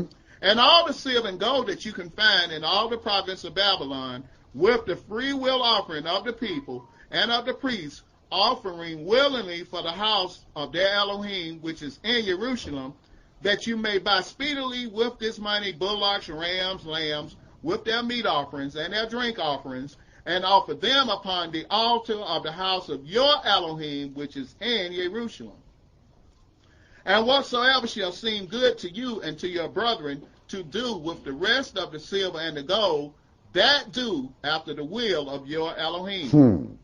The vessels also that are given you for the service of the house of your Elohim, those deliver you before the Elohim of Jerusalem. And whatsoever more shall be needful for the house of your Elohim, which you shall have occasion to bestow, bestow it out of the king's treasure house.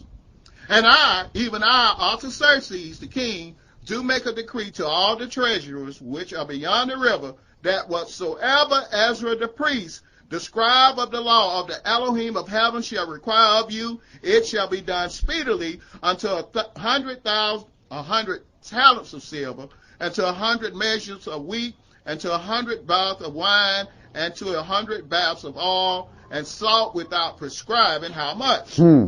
Whatsoever is commanded by the Elohim of heaven, let it diligently be done for the house of the Elohim of heaven. For why should there be wrath against the ram of the king and his sons? Also we certify you that touching any of the priests and Levites, singers, porters, Nethinims, or ministers of this house of Elohim, it shall not be lawful to impose toll, tribute, or custom upon them. And thou, Ezra, after the wisdom of your Elohim that is in your hand, set magistrates and judges, which may judge all the people that are beyond the river, all such as know the laws of your Elohim, and teach them that know them not. And whosoever will not do the law of your Elohim and the law of the king, let judgment be executed speedily upon him, whether it be unto death, or to banishment, or to confiscation of goods, or to imprisonment. Blessed be Yahweh Elohim of our fathers, which have put such a thing as this in the king's heart, to beautify the house of Yahweh which is in Jerusalem, and have extended mercy unto me before the king and his counselors, and before all the king's mighty princes. And I was strengthened as the hand of Yahweh my Elohim was upon me, and I gathered together out of Israel chief men to go up with me. Okay, now y'all wrote down that figure, 457 BC. Now remember, time is coming down to zero. Okay, now let's go to Nehemiah. It's the next book behind Ezra. Nehemiah 1, and pick that up at verse 1.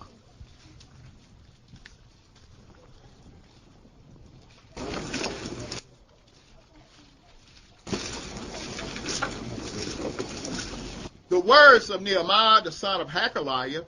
And it came to pass in the month Kislev, in the 20th year, as I was in Shushan the palace, that Hananiah, one of my brethren, came, he and certain men of Yehudah, and I asked them concerning the Jews that had escaped, which were left of the captivity, and concerning Jerusalem.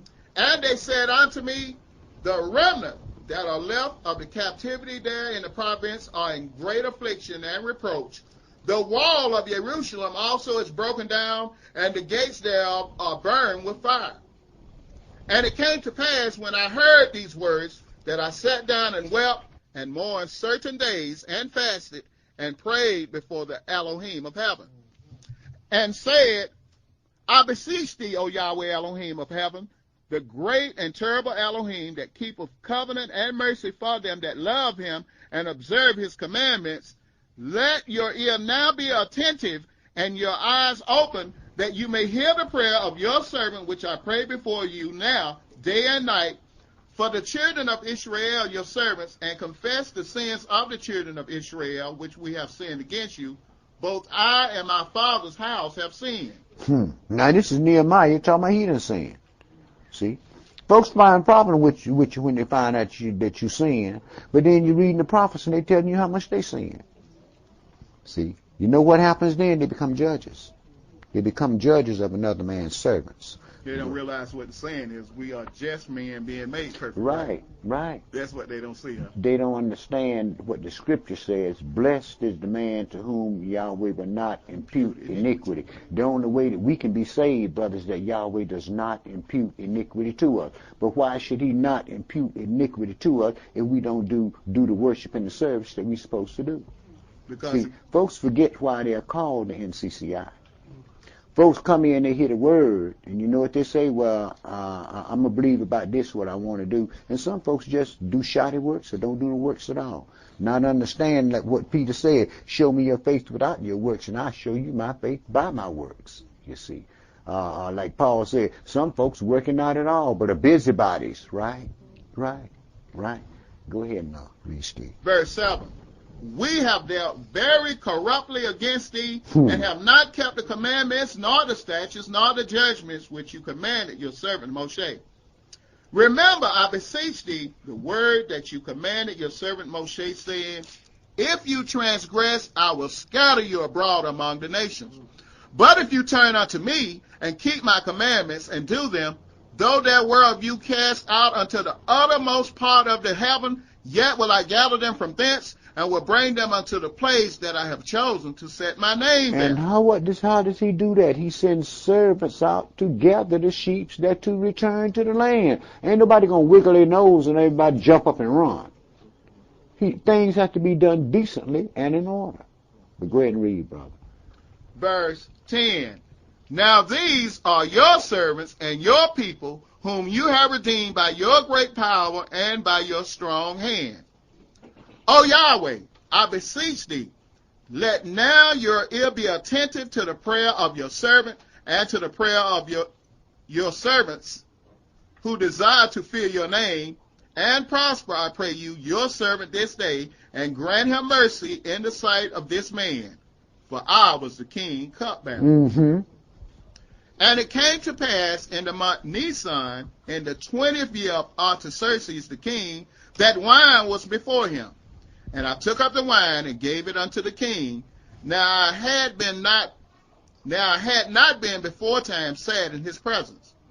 Wherefore the king said unto me, why is your countenance sad, seeing you are not sick?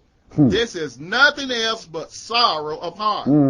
Then I was very sore afraid, and said unto the king, let the king live forever.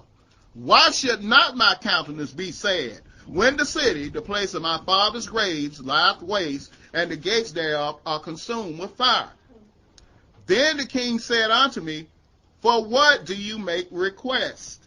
So I prayed to the Elohim of heaven.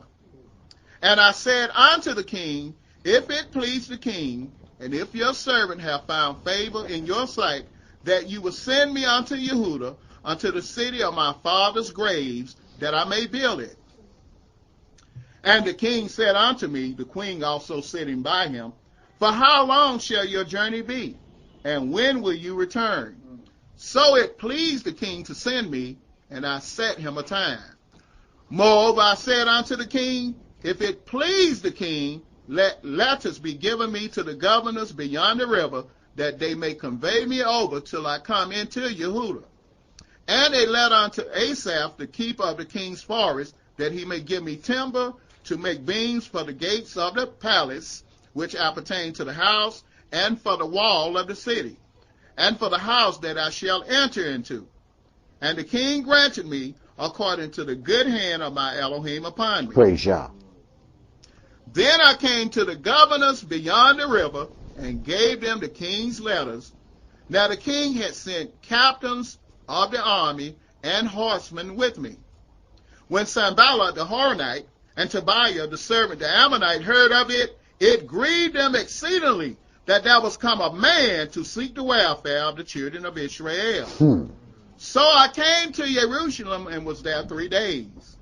And I arose in the night, and I and some few men with me, neither told I any man what my Elohim had put in my heart to do at Jerusalem, neither was there any beast with me, save the beast that I rode upon.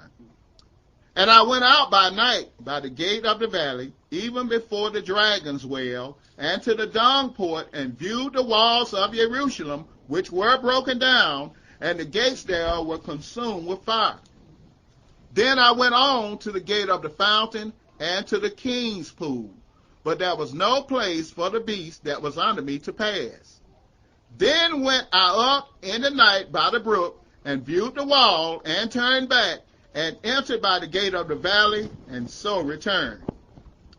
And the rulers knew not whither I went, or what I did, neither had I as yet told it to the Jews, nor to the priests, nor to the nobles, nor to the rulers, nor to the rest that did the work. Then said I unto them, You see the distress that we are in, how Jerusalem lieth waste, and the gates thereof are burned with fire. Come, and let us build up the wall of Jerusalem, that we be no more a reproach. Then I told them of the hand of my Elohim which was upon me, as also the king's words that he had spoken unto me.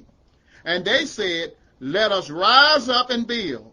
So they strengthened their hands for this good work. Okay, my brother. So we see that Ezra was sent back to rebuild the city and the temple, and that Nehemiah, when he went back, he started to rebuild the wall, right? Now, we read that the commandment went forth in 457 BC, right?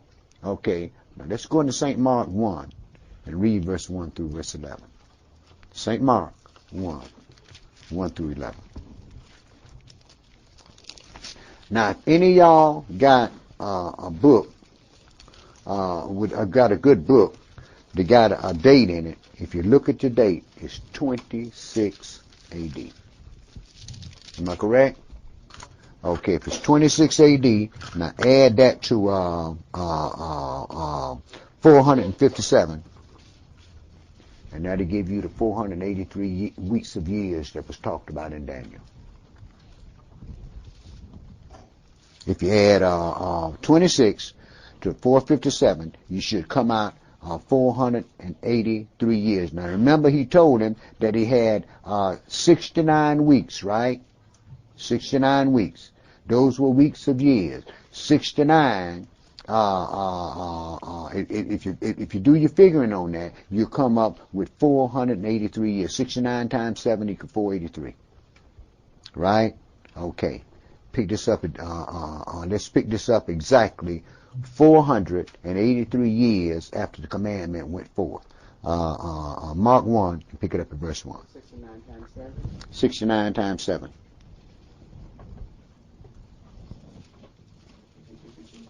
Verse 1. You got it? Time came down to 0, which gave you 457 years, right? Now we up to year 26 AD. So that should give you 483 years, which equals 69 weeks of years. Okay. Go ahead, bro. Verse 1. The beginning of the gospel of Yeshua HaMashiach, the son of Elohim. As it is written in the prophets, Behold, I send my messenger before your face, which shall prepare your way before you. The voice of one crying in the wilderness, Prepare you the way of the Adonai, make his path straight. Johanan did baptize in the wilderness, and preached the baptism of repentance for the remission of sins. And there went out unto him all the land of Judea and they of Jerusalem, and were all baptized of him in the river of Jordan, confessing their sins. And Johanan was clothed with camel's hair, and with a girdle of a skin about his loins. And he did eat locusts and wild honey. And preached, saying, There cometh one mightier than I after me, the latchet of whose shoes I am not worthy to stoop down and unloose. I indeed have baptized you with water, but he shall baptize you with the Holy Ghost. And you know what? John didn't hang out with the folks. John stayed in the desert. You know why? He knew what Israel was all about. John separated himself from the children of Israel until the time of his ministry came about, and then that's when he showed up to take care of his ministry, because he knew he didn't have long to stay here. Go ahead and read, brother. Mark chapter 1, verse 9. And it came to pass in those days that Yeshua came from Nazareth of Galilee, and was baptized of Johanan in Jordan. And straightway coming up out of the water, he saw the heavens open, and the Spirit like a dove descending upon him.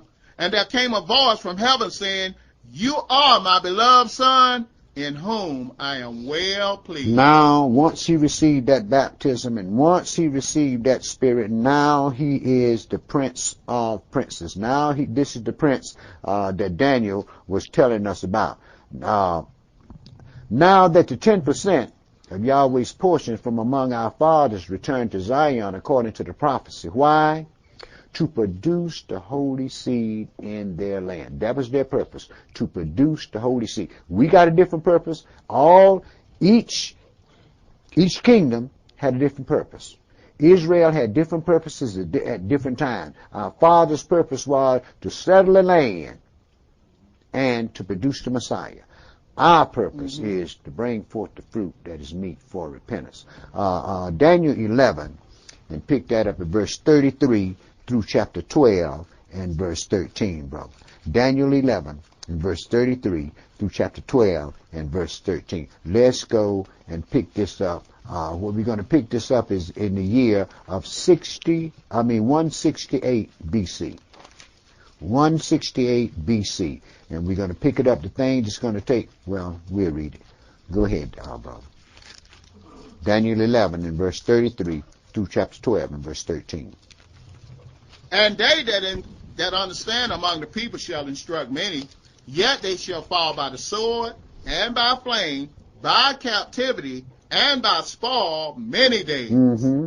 Now when they shall fall, they shall be helped with a little help, but many shall cleave to them with flatteries. And some of them of understanding shall fall, to try them, and to purge, and to make them white, even to the time of the end, because it is yet for a time appointed. And the king shall do according to his will, and he shall exalt himself and magnify himself above every god, and shall speak marvelous things against the Elohim of gods, and shall prosper till the indignation be accomplished, for that is determined shall be done. Neither shall he regard the Elohim of his fathers, nor desire women, nor regard any Elohim, for he shall magnify himself above all. But in his estate shall he honor the God of forces, and a God whom his fathers knew not shall he honor with gold and silver, and with precious stones and pleasant things. Thus shall he do in the most strongholds with a strange God, whom he shall acknowledge and increase with glory, and he shall cause them to rule over many, and shall divide the land for gain. And at the time of the end shall the king of the south push at him, and the king of the north shall come against him like a whirlwind, with chariots and with horsemen and with many ships. And he shall enter into the countries, and shall overflow and pass over. So we're talking about now, George Bush talked about a crusade. The Arabs start talking about jihad. Now we talking about jihad and a crusade, both of them fighting against each other. The Christians trying to overthrow the Muslims, which is the Antichrist, the king of the south. But go ahead and read, brother. Verse 41. He shall enter also into the glorious land, and many countries shall be overthrown, but these shall escape out of his hand, even Edom and Moab, and the chief of the children of Ammon. He shall also enter into Jerusalem, the glorious land, and many countries shall be overthrown. But these shall escape out of his hand, the people that's in Jerusalem now. Edom, Moab, and the chief of the children of Aram. That's Esau and the Palestinians that's in the land now, right? Go ahead, brother. Verse 42. He shall stretch forth his hand also upon the countries, and the land of Egypt shall not escape.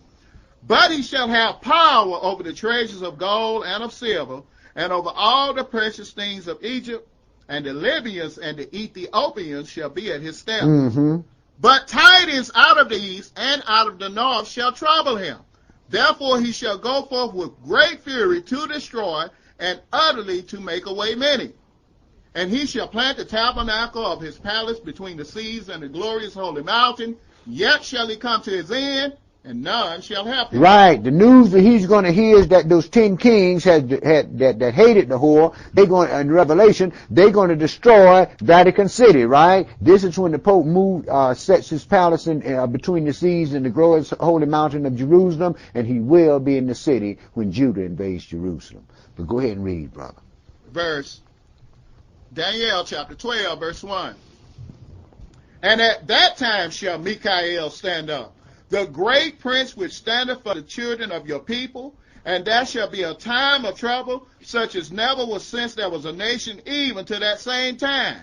And at that time your people shall be delivered, everyone that shall be found written in the book. Not all folks, but everyone, all of the Israelites that are found written in the Lamb's book of life, they're going to be delivered. The rest of them, they're going to die by the sword. You got to understand, Yahweh's already told us that he's going to only save 1 in 3 of us. Mm-hmm.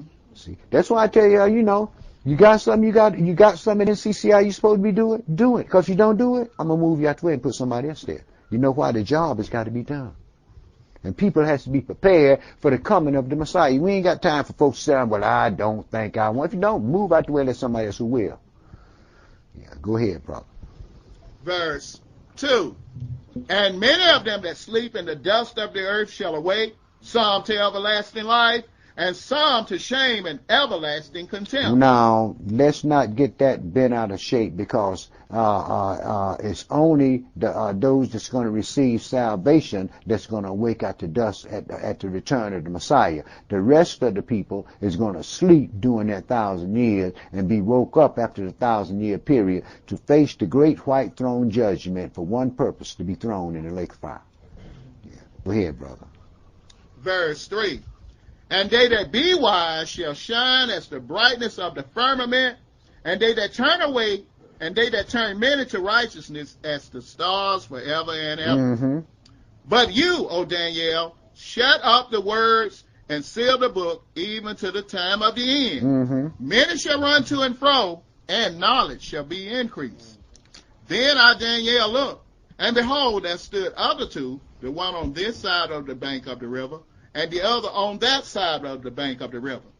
And one said to the man clothed in linen, which was upon the waters of the river, how long shall it be to the end of these wonders? And I heard the man clothed in linen, which was upon the waters of the river, when he held up his right hand and his left hand unto heaven, and swear by him that liveth forever, that it shall be for a time, times and an half, and when he shall have accomplished to scatter the power of the holy people, all these things shall be finished. Mm-hmm. And I heard, but I understood not. Then said I, O my Adonai, what shall be the end of these things?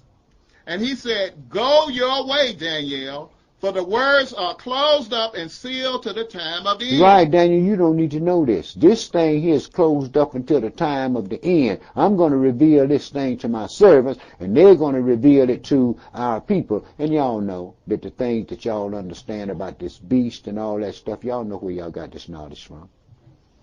Go ahead, brother. Any inkling that this empire was even mentioned in the scripture? Go on, brother. Verse 10. Many shall be purified and made white and tried, but the wicked shall do wickedly, and none of the wicked shall understand, but the wise shall understand. The wicked is going to always be picking and always trying to sow discord and so forth, but the wise is going to understand and get that job done. Why? Because your salvation depends on it. Go ahead, brother. Verse 11. And from the time that the daily sacrifice shall be taken away, and the abomination that make desolate set up, there shall be 1,290 days. Mm-hmm. Blessed is he that waiteth and come to the 1,335 days. That was it. Oh, read the next verse. Oh, verse 13. But you go your way to the end shall be, for you shall rest, and standing your lot at the end of the day. Okay, my brother. Now, the period that we started reading about in the book, in Daniel 11 chapter, had to deal with the period of the beast, the time that's missing between Malachi and Matthew. You can pick that up in the Apocrypha if you care to read it. The Maccabees were called the Hammer. That's what Maccabee mean, but we know that these were Judites. What happened was on December 25th in 163 BC, Antiochus the Great invaded Zion, sacrificed a sow upon the altars. He compelled our fathers to eat swine's flesh and forbid temple worship and plundered the temple. Then Antiochus built an altar to Jupiter and proceeded to enslave great numbers of our people. These abominations provoked the people that had been sanctified, and they did great exploits in Yahweh's name during what is called the Maccabean period. After these heroes were killed in 143 BC, other family members started a new line of priesthood called the Hasmonean priesthood, and they united the civil and the priestly authority together to share that power. But the newly consolidated Hasmonean power possessed none of the virtues of their predecessors, so civil war resulted. And in 63 BC, Pompey conquered Judea, ending that civil war. Pompey changed Judea, he claimed Judea rather, as a Roman province, and gave John Hyrcanus, the last of the priests of the Hasmonean line, a menial position in Zion. But the real power was given to Antipater, the seed of Esau. And in 47 BC, Julius Caesar made that Edomite procurator of Judea and his brother Herod, the governor of Galilee. And in 40 BC, Herod was appointed king of the Jews, and Herod was king of Judea when Yeshua, the Lamb of Israel, was born. And I'm going to stop right there, and next week what we'll do, we'll pick this thing up in the New Testament.